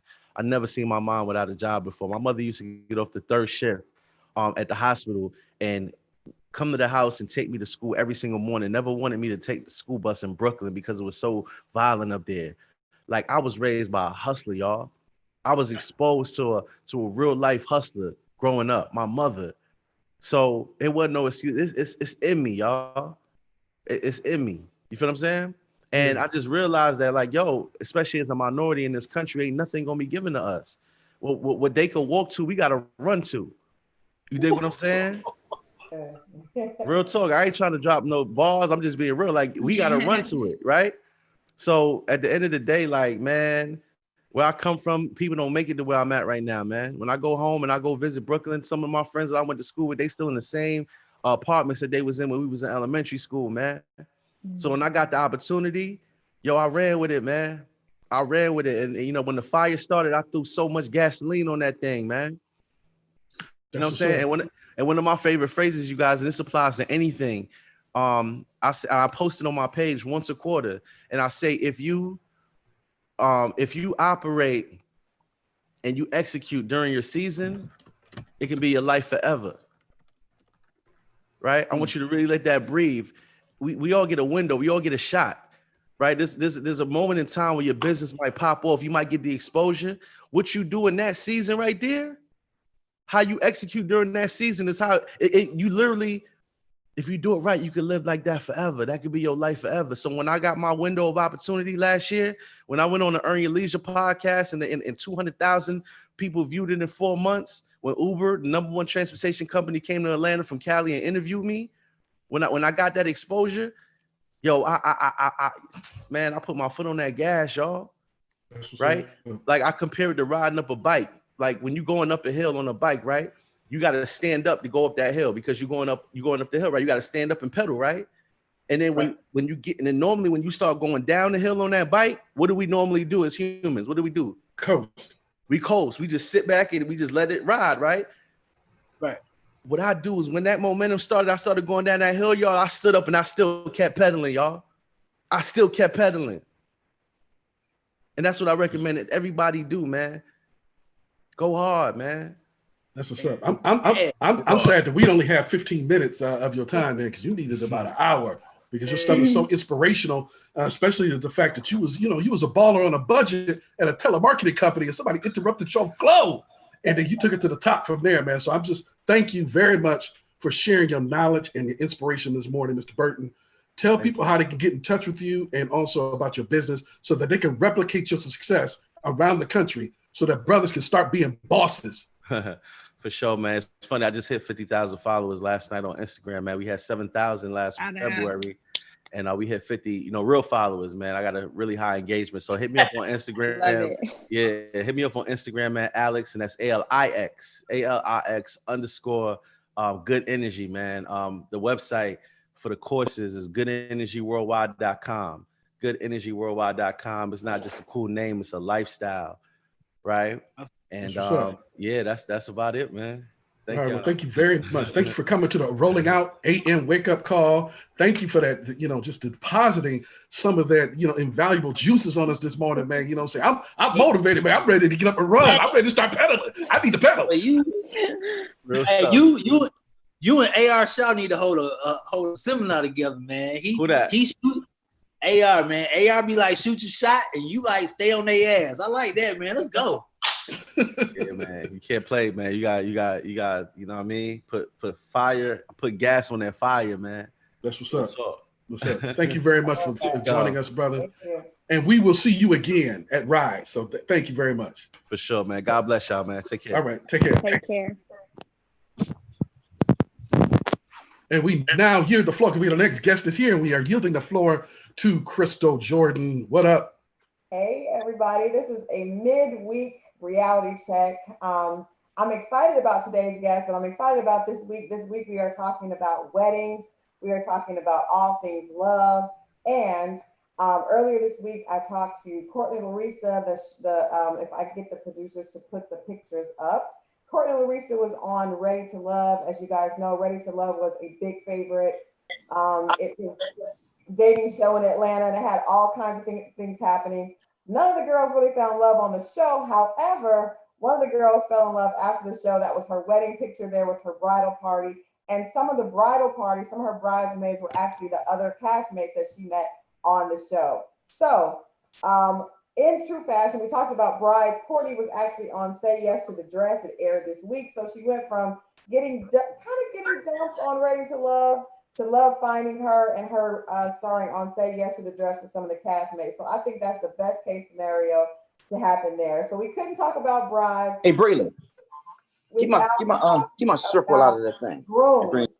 So I want us, that's why it brings us to today's guest is Miguel Wilson. He has a campaign that's all for grooms. Miguel is the man that you go to in Atlanta. First of all, he is extremely motivating. I love following his page. He's always got motivational things to say, but he keeps the men on point. He has some of the best looking men. If your man is not good looking, after Miguel gets a chance to put him to get him right, he will definitely look amazing. He's fitted Will Packer, 2 Chainz, so many different people as they're getting married and just doing fancy events. So you guys, please help me welcome the one and only Miguel Wilson to the show. That's an intro. That's an intro, yeah. I see. I need to hire her full time. Thank you. You're welcome. Miguel, can you tell us, I wanted to run the clip, if we can run the video clip for your campaign, well, actually your new series that celebrates your campaign is His Day Too, because for so long, the wedding has been all about the bride, right? Exactly. You see, well, okay, you run the clip. Yes, I think we're gonna run this clip.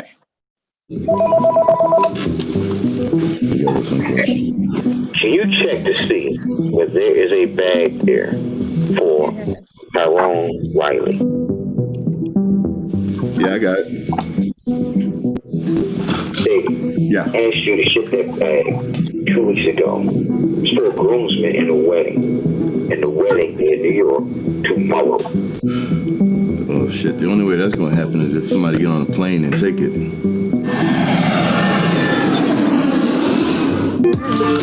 I'm fashion designer Miguel Wilson.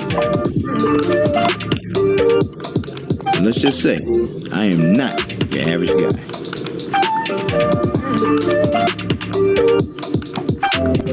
I am known for being the #1 wedding designer for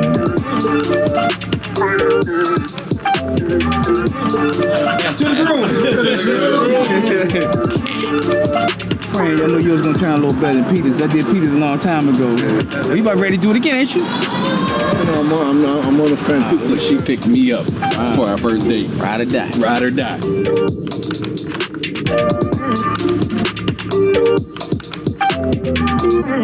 Specializing in weddings comes with a lot of drama, a lot of problems, and headaches. I don't need you making decisions for me, okay? Miguel believes that the world revolves around him. False. Your job is to assist me, okay, and help me make my life simple. Since this, I've been consistent. I've been the same person since day one. but nothing compares to the problems my dad brings me. So we do not agree. It's like a black and white. Told you they were tight. Why would you just fix the paints? That was easy. People lie. That's not me. That's not Raphael. Raphael is about love. Okay. Father walks out. She says, "Hey, Poppy." I was like, "You talking about him?"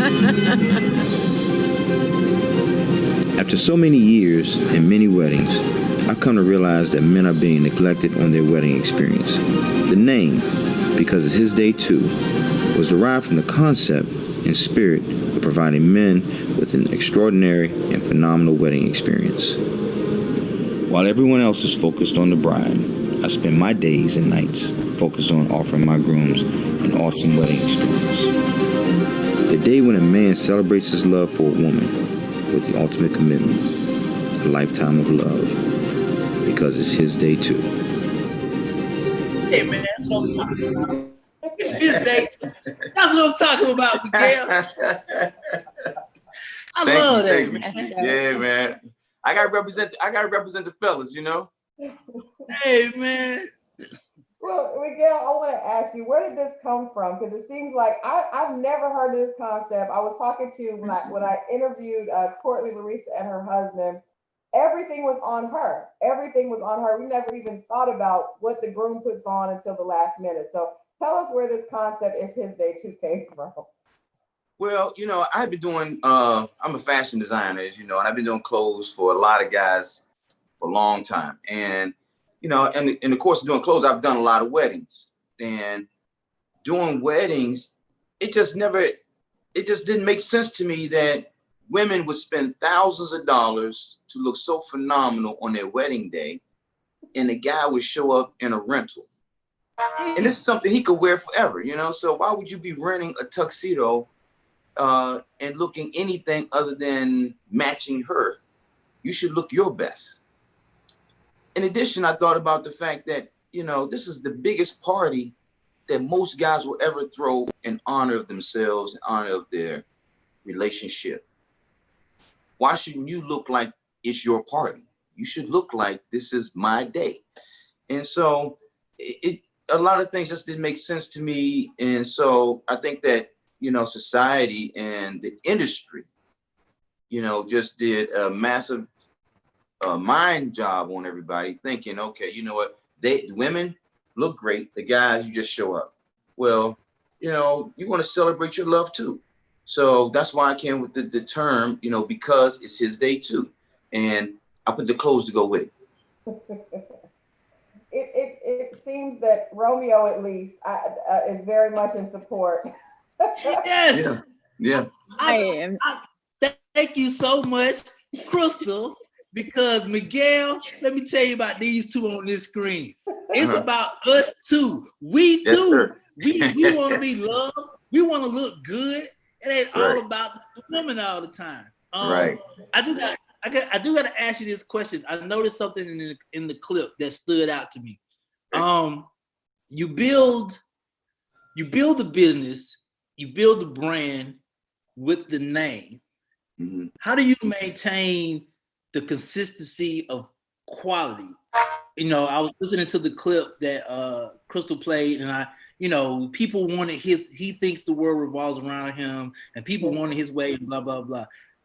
How do you maintain the consistency of quality? Because a lot of Black, quote unquote, business owners don't.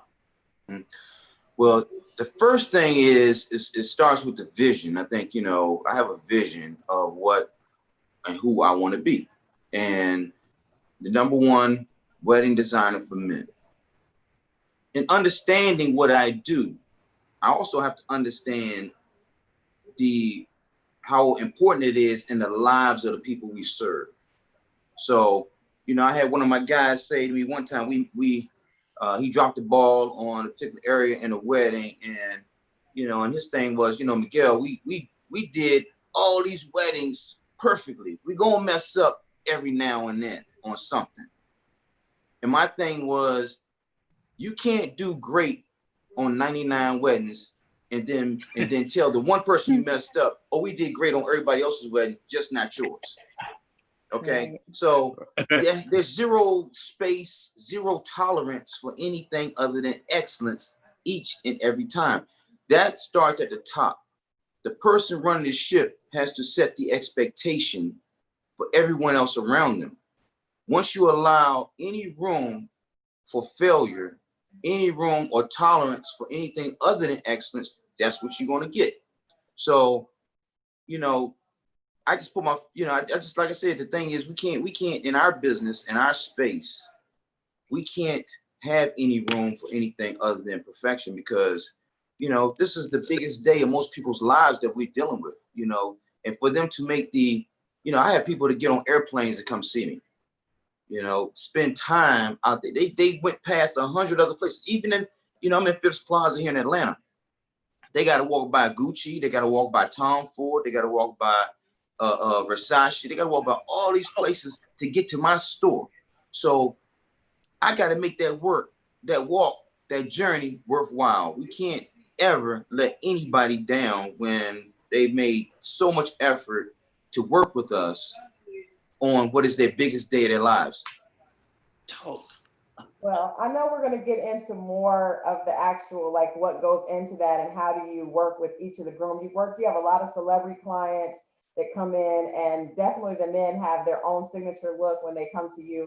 But this morning, let people know where they can find. You mentioned you have the store in Phipps, and you also have one in the DC area, correct? Yes. Yep. So we're in the National Harbor in Maryland, right at DMV. And we also located in Phipps Plaza in Atlanta. And we are in the process of establishing our location in Miami in Coral Gables. Nice. Nice. Okay, well, I definitely, I know we've got to wrap up this morning, but I wanted you to come on. We're going to have more about We got to wrap up, Crystal. We got to wrap up. Miguel, much love to you, brother. My brother. We're going to have you on my CEO to CEO show. I would love that. So we can talk about the CEO to CEO conversation. Thanks, Crystal, for bringing a true trailblazer. But I just want individuals to understand, and Romeo not to misconstrue what he's saying as grown men. It's the man needs to accentuate his woman. When the man doesn't pay to accentuate his woman and he's going to pay the bill and help her pay the bill, we're looking wrong without Miguel. We need to not look wrong at a moment where you don't put down a lot of money, right? And then we're not playing our part. So what Miguel has done is culturally make men respect themselves again. You know, at the end of the day, we as men have to respect ourselves. That's what he's bringing back to the game. Like, don't cheese yourself out, and you're supposed to be a flosser, and she's sitting there flexing so hard, her and her girls. You know, bringing the man back to the whole program. Right. Man up when you're sitting there, you got a queen, and you looking like a pawn. Yeah. You can't have your boys coming looking better dressed at your wedding than you look. Yeah. Well, let me say this too. People can find me on my Instagram at designer Miguel Wilson on Instagram as well. So you can see a lot of my work and so forth there. Cool. Much love to you, Miguel. Always must. Thank you, brother. Hey, look, I gotta have you my Polo Classic this year too. October 11th, bro. You know I love you, man. Yeah, likewise. Zoom me in, man, because I'm not seeing no humans right now. I'm here, man. I'm here for you, but we got to take care of ourselves. Be careful. I see all the people with the mask on, mask on the whole. But you're a culture creator, brother. You design culture for our Black community, brother. Coming from you, brother, that's saying a lot. Thank you so much, bro. I appreciate it. Absolutely. Right, you're my hero, brother. Much love, bro. Much love, brother. All right. Respect. Hey, heard that cast. We got a phenomenal young lady coming. She has done so much. She's coming to. I thought she was going to be in the factory. I really was hoping she was going to be in the factory. She's going to get canceled. I'm going to call Kevin right now. We can reschedule if you need to, or we can do another one. I was on my way, and I said, let me pull over so I can get on. Yours? You know. Anyhow, I was just saying hello. Help us out, Cass. What's up? We have Naila Ellis of Ellis Island Teas. How are you doing? I'm doing good. I'm doing good. Thank you. Thank you so much for joining us this morning. You're doing incredible things in this industry. You're really taking over the game. You've been named Forbes 30 under 30. I mean, you've just done incredible things, but just tell everybody a little bit about who you are in your own words. Okay. So my name is Naila Ellis, founder and owner of Ellis Island Tea. I started this company 12 years ago, selling tea out of the trunk of my car as a college dropout. And then fast forward to today, I'm the largest Black female beverage manufacturer in the country. And all of our stuff is brewed right here in the city of Detroit. And then our latest and greatest news has been the fact that we recently partnered and received an investment from Kevin Hart. Whoa. Absolutely. You're doing, like I said, huge things. And I definitely want to get into this partnership with Kevin Hart. But before we get there, like what inspired the creation of Ellis Island Teas? This recipe was passed down by my great grandfather, who was a Jamaican immigrant, and he came into America through Ellis Island in the early 1900s. And that's part of the reason we named it Ellis Island Tea. The other part is my maiden name is Ellis, and it made sense to us. And so he was a head chef for Marcus Garvey's Black Star Line. And when he came over, he ended up running one of the largest catering companies in the Bronx. And he passed it down, and his instruction for the recipe was for it to be sold and not told, which means put it on the market. And so it stayed in the family for years and got passed down generation after generation. And I've always wanted entrepreneurship. And so when I left school, I said, you know what, this could be my ticket to entrepreneurship. And so I could, walk in my freedom of entrepreneurship and carry on my family legacy at the same time. But you had to work, what would you do? And it would be, I would carry on my family legacy for free all day. And so that was how I got started and really just built the whole company on trial and error. Amazing backstory. No, that's fantastic. Yeah, shout out to your family. You know what I'm saying? It's actually 100 years ago that Marcus Garvey began the largest Black movement in United States history. Yep. And so shout out to your family for basically not only following him, but adhering to what he had been admonishing Black people to do, which is ownership and taking us forward. So now we forward 100 years later to 2020, and we have a pandemic. So how is it that you were able to maintain your game during this, the shutdown and this, all this confusion and the tumult and uprising during these tumultuous times? Well, some call it blessed, some call it lucky. Food and beverage is where it's at right now. Once the pandemic hit, we had people, everybody's at home and everybody's starting to get into cooking again, and people are shopping and buying groceries again. And so it slowed down. It was scary for us in the beginning, like the first 2 weeks. We weren't really getting any purchase orders. And so that scared us. And we're just trying to figure out, well, how are we going to shake and move from here? And then we found out it's because these grocery stores, a lot of them were not designed to handle this level of traffic. And so they were having replenishment issues. So it wasn't like people weren't looking for the product. It just wasn't making it to the shelf because all the focus went to hand sanitizer, paper towel, and things of that nature. Lysol. And so bottled beverages and a lot of foods were not getting the attention because all the staff was focused on keeping paper towel and bottled water and sanitizer on the shelves. And so once they were able to get a flow with things, our sales, we doubled, and then we ended up tripling. So we're doing pretty good despite the pandemic. Food and beverage is where it's at. And then we recently revamped our website so that we could, get the e-commerce together so people could order from anywhere in the country and have product delivered directly to their door. And that was something we were working on before the pandemic started anyway. So the timing it just all came together once the pandemic hit. Wow. Definitely. I want to talk about you making history. I think you became the first, the only Black woman in America who actually has her own manufacturing plant. Let's talk about making that history, and also what was some of the, the difficulties and the challenges of being an outlier in a space where you don't see so many Black faces. Well, I don't know about being the first. I know to date, I'm the largest Black female beverage manufacturer in the country. There are others, There's not many of us, but there are others.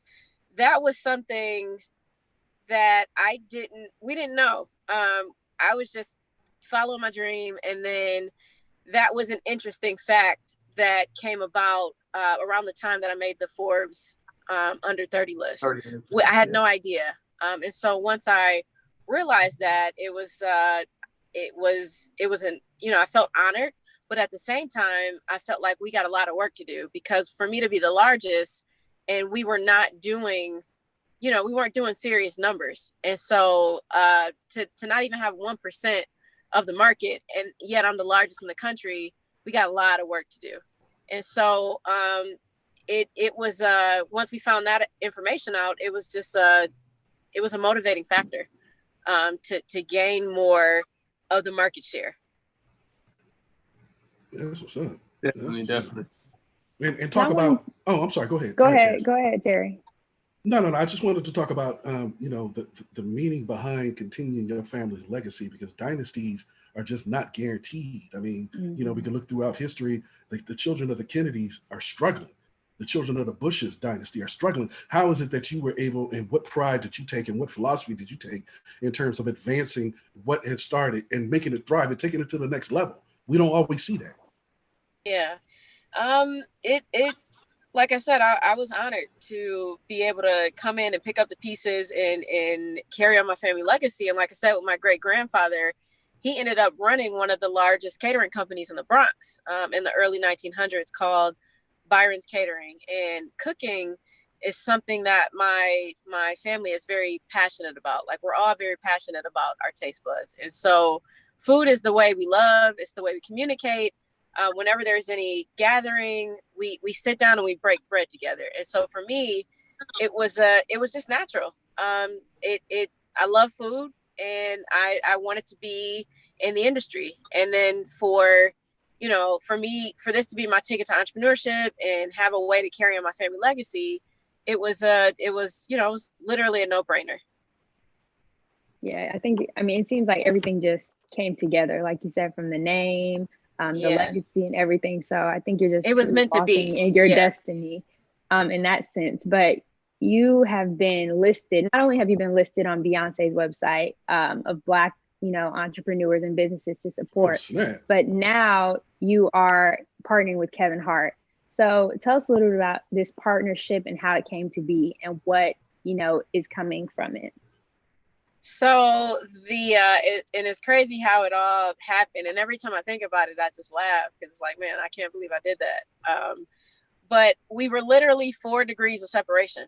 And I started putting it out there to everyone I know that I wanted to find a way to get in front of Kevin Hart. And I felt like if I could just get in front of him and pitch him, that I could get him to invest.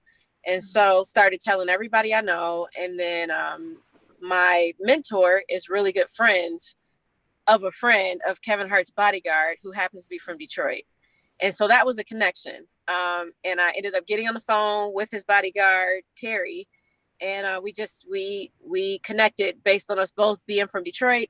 And he said, I've never, in the 12 years that I've been working with Kevin, I've always stayed in my lane. I do my job, and that's it. And so it's risky, trying to bring, pitch him and say, hey, you should check out this business.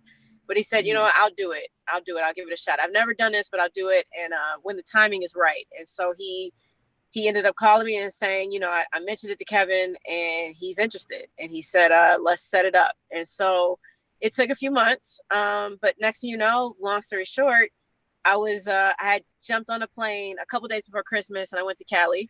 And I told my family, I'm not coming home until I have a partnership with Kevin Hart. Everybody thought I was crazy.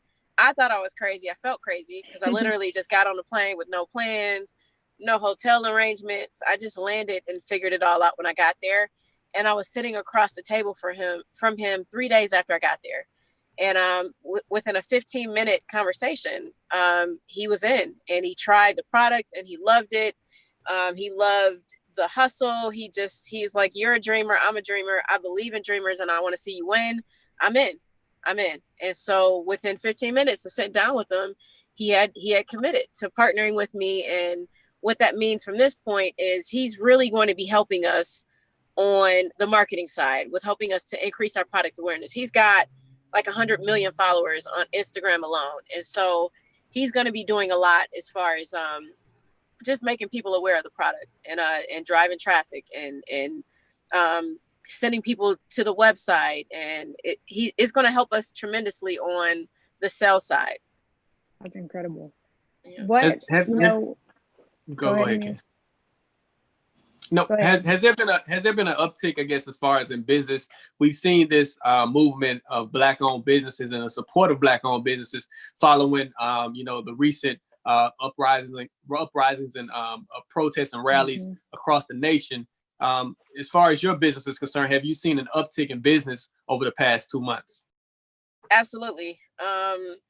With the whole Black Lives Matter movement, first of all, when Beyonce posted us on Instagram and put us on her website, our e-com, we increased by over 1,000%, and it has not slowed down. And then the Kevin Hart news broke, and it's just we got a huge spike through e-commerce, and that's people going directly to our website and buying. The largest pain point of our consumers has always been the lack of accessibility. So I'm known for getting national media attention. So I'll get a major interview, and then people will go into stores all over the country looking to buy the product, and then they can't find it because we always get like these specific locations and specific regions with these stores. So I'll get major accounts like Sam's Club, but I'm only in a select amount of Sam's Clubs. And so, or I'll get like Kroger, and I'll be in, 100 stores in specific regions. And so it's that part is challenging, the distribution side. And so that's why we decided to invest in redeveloping our website so consumers can just go to our website and buy direct. And it was like the best decision we've ever made because it makes it easy for people like Beyonce to help drive traffic, and people can just literally go to our website and buy the tea. It makes it easy for Kevin Hart to promote the product. It makes it easier for these influencers. Absolutely. But before you get out of here, we just want to, I want you to share where people can connect with you and where they can support, the brand. You can continue to follow us on our journey through all social media channels at Ellis Island Tea. And then if you want to try the amazing product, you can go straight to our website, ellisislandtea.com, and you can have cases of tea delivered to your door from ordering from anywhere in the country for less than $30. What's up? And we actually have one last question. We know you're a mom, so people want to know, how do you balance it all? Being this striving entrepreneur and also being a great mother.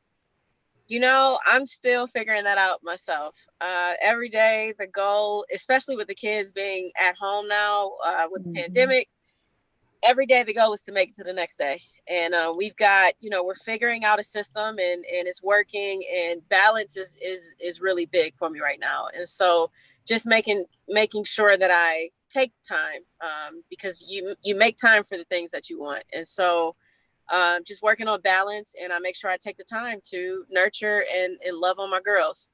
And, awesome. Because they're a huge part of this whole legacy that I'm building as well. Absolutely. We love that. I'm loving this. Munson, did you? Now, all right, young lady, I love to see you. And obviously I called your sister just now to let her know that we were talking. So okay, let's catch up soon. We've got to support you. We've got to connect. Obviously, we should be doing banners on our site and just kind of connecting with you. We've got Ride coming up, but let's make it. Anybody out there, anybody watching, make sure that you spend $30 with this young lady today. Make sure that you don't just think about being Black. Show that you're Black. Be a part of this uprising by going to Ellis Island Teas right now, today. Every time you see this young lady, buy it. We buy lots of other products, and they're not built or made by our own community. This is your opportunity to look at your shelves and showcase for your children a genius, a real entrepreneur, and a woman and a mom. So every Black home should have Ellis Island Tea in their cupboard, in their shelves, in their refrigerators, and take the time to love ourselves by loving on this woman. See you, my love. Go All ahead. right, thanks a lot for having me on. Thank you. Peace. Great stuff. Powerful stuff. Powerful, man. Yeah, love her story. Yes. We got to get into your report, Amir. Yeah, let's get it. Let's get this thing going. Kanye. So, you know, the thing is, he understands how to maneuver and how to market himself and how to keep himself in the news and the media. But Harriet Tubman's family, they actually fired back at Kanye for the ridiculous statement that he made the other day that Harriet Tubman didn't free the slaves. Well, Harriet Tubman's great niece, she actually responded to the statement and said, if it hadn't been for people like Harriet Tubman, people like Kanye would still be on the plantation. So, you know, definitely, you know, we definitely want to, you know, definitely continue to want people to understand the legacy of Harriet Tubman. Of course, she was a slave and she escaped in 1849.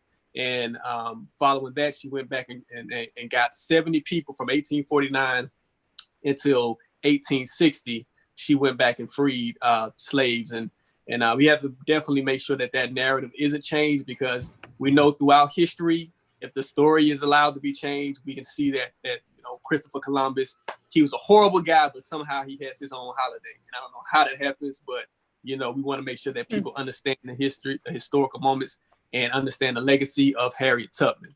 And Pete Gang, because he has an album or a song coming out on Friday. So, you know, making ridiculous statements in advance of promoting your own music, that's just ridiculous, man. Yeah, it's whack. Let's move on to Chicago, man. We got to pray for Chicago. Yesterday in Chicago, at the Rose Funeral Services funeral home in Chicago, 14 people were shot. It was a drive-by shooting. I guess it was some type of retaliation for whoever the person who funeral it was for. The people, the individuals who were at the funeral, they actually shot back. The suspects, they crashed their car and they fled from the scene. But it was just it's a horrific situation in Chicago. And unfortunately, it's a situation that's being politicized. Of course, the president is now saying that he wants to send federal troops to Chicago. We've seen what happened in Portland, where federal troops are basically kidnapping people. They're not reading people their Miranda rights. They're basically just snatching them off the streets, which is illegal. So I want to definitely pray for Chicago, because federal troops go into the city. It could be a whole mess of people just getting snatched off the streets without actually going through that due process. So definitely want to pray for Chicago at this time. Hopefully things get better sooner. I want to move on to some exciting news in the NBA. Kevin Garnett is in talks to becoming an owner of the Minnesota Timberwolves. He has a group that he's partnering with that he can actually become one of the. I guess he would be the second black owner of an NBA franchise. Of course, Michael Jordan, he owns the Charlotte Hornets, but other than that, he's the only majority black owner in the NBA. What is Usher in Cleveland? What is his role? Usher, he's like a part owner, but he doesn't really have that big. His percentage is so low that he can't really be considered a majority owner. But this situation, Kevin Garnett will be considered one of the majority owners of the group. So we definitely want to pull for Kevin Garnett, because of course the NBA is 80% black, and there's only one black owner in the NBA. So within Michael Jordan, so we definitely want to make sure that the NBA definitely gets Kevin Garnett to be an owner. That's something that would definitely be great for the league moving forward. So any thoughts on this last report? I mean, we have Kanye, we have Chicago, we have Kevin. Just your thoughts on time for a black commissioner of the NBA.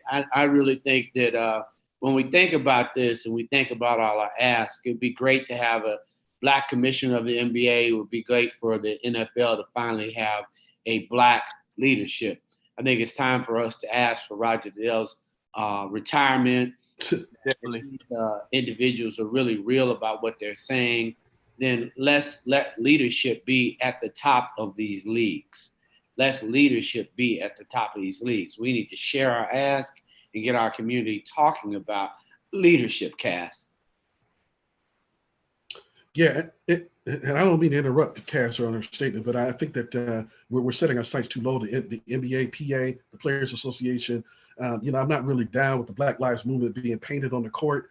instead in place of going for leadership positions. That's what we should be after.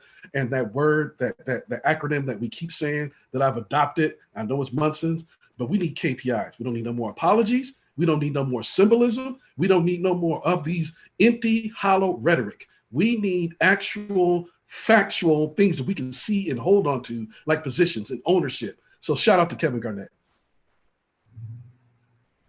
Shout out.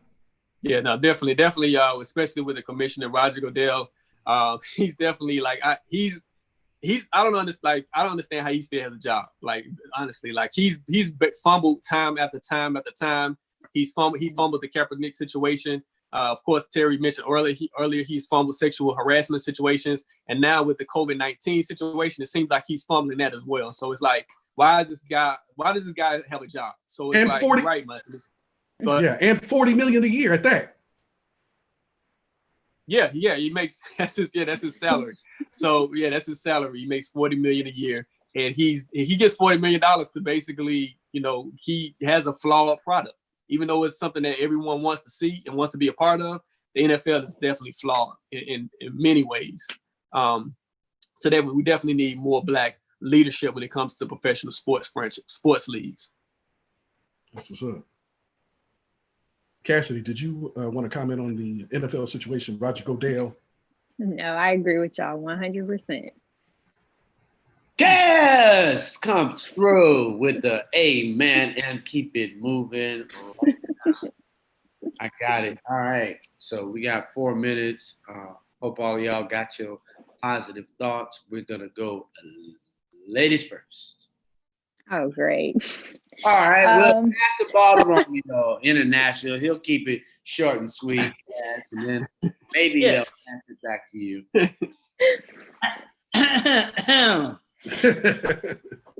For all my constituents in the USA, due to the coin shortage, I will no longer be accepting people's 2 cents. Keep your 2 cents to yourself, man, because there's a coin shortage in the world and nobody trying to hear all that extra stuff. If it ain't posting with a positive message, then how about you take your post and do something else with it? AR Shaw.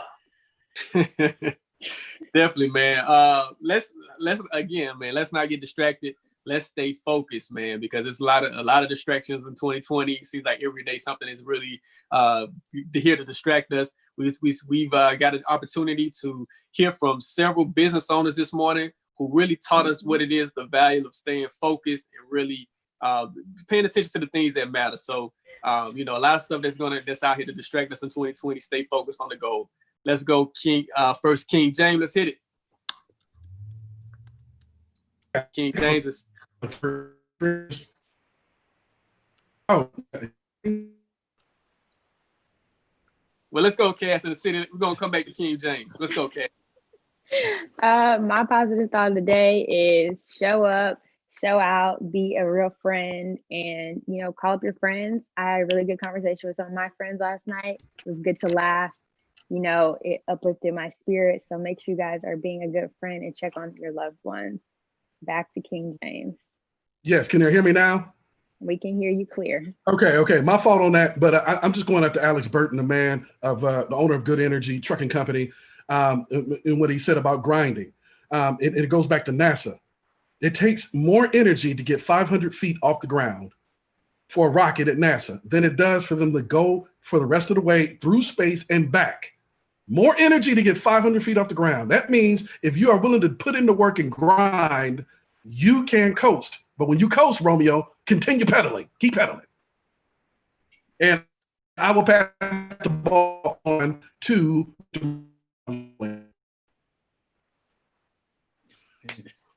I think he meant you, Dustin. I think. Hey, everybody, be sure we've got lunch, CEO to CEO lunch and learn tomorrow at noon. We've got a great show coming tomorrow on Thursday. Definitely remember to support all the people that we've had on the show. I think it's really important that we as a community get our dollars recycling at least 4 to 5 times versus 1 to 2 times. So Ellis Island Tea, be sure to think about, make sure you make a purchase today. and support her so that we can continue to have women who are manufacturing, creating product for our families, for our children, and being those examples for our children to see. So go to rollingout.com, check out and share this Facebook show, Rolling Out the AM, share it often, put in the number 1 so that you know we can see it, number 1. And of course, tag us all day and watch out for the simulcast. But if nothing else, be positive, be focused. And I think the biggest thing that Cass said today was reach out to a friend and let them know that you love them. So much love to everybody. This is Rolling Out AM for Cass in the City, King James, A.R. Shaw, and Romeo International. Peace.